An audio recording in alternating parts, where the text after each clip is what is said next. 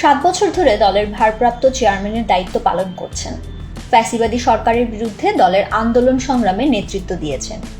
আওয়ামী লীগ সরকারের পতনের পর দলীয় কর্মকাণ্ড পরিচালনা ও সরকারকে সহযোগিতা করতে নানামুখী কর্মকাণ্ড চালিয়ে নিজের নেতৃত্ব ক্ষমতার প্রমাণ দিয়ে যাচ্ছেন তারেক রহমান। দীর্ঘ আন্দোলন সংগ্রামে নেতৃত্ব দিয়ে আসা এই নেতা নীরবে অনেকটা গোপনে আরও কিছু কাজ করে আসছেন। দলীয় নেতাকর্মীদের বাইরে সাধারণ অসহায় মানুষদের জন্য নানা ধরনের সেবা কার্যক্রমে যুক্ত তিনি। বিদেশে অবস্থান করলেও এসব কর্মকাণ্ড তিনি নিজেই সরাসরি পৃষ্ঠপোষকতা করেন। তারেক রহমানের ঘনিষ্ঠ সূত্র বলছে, আত্মতৃপ্তির জন্যই তিনি এসব কাজ করে যাচ্ছেন। অসহায় অনেক পরিবারের পুরো দায়িত্ব রয়েছে তারেক রহমানের কাঁধে। তার তত্ত্বাবধানে পরিচালিত হয় মাদ্রাসা, হাসপাতাল।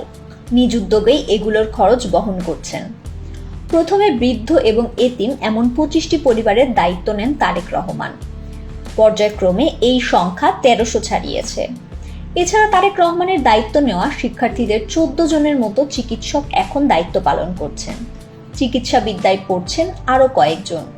সেনাবাহিনীতে 2 জন চাকরি পেয়েছেন।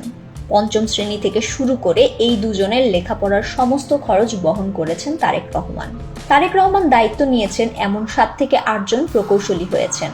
দলীয় সূত্র জানিয়েছে, তারেক রহমান এসব শিক্ষার্থীদের দায়িত্ব নিলেও শিক্ষার্থীরা বিষয়টি সেভাবে জানেন না। বগুড়ার গাবতলী থানার লাঠিগঞ্জের 3 মাথার মোড়ে এতিমদের জন্য একটি মাদ্রাসা পরিচালিত হয়। এই মাদ্রাসায় পড়া প্রায় সব শিক্ষার্থীর দৃষ্টিশক্তি নেই বা আংশিক আছে। এই মাদ্রাসার প্রধান শিক্ষকও অন্ধ। তার উদ্যোগেই এই মাদ্রাসা করা হয়।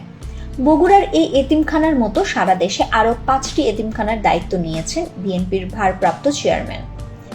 সারা দেশে 144 পরিবারকে প্রতি মাসে ভাতা দিচ্ছেন তারেক রহমান। 1500 টাকা থেকে শুরু করে 7500 টাকা পর্যন্ত এসব পরিবারকে অর্থ দেওয়া হয় তার পক্ষ থেকে।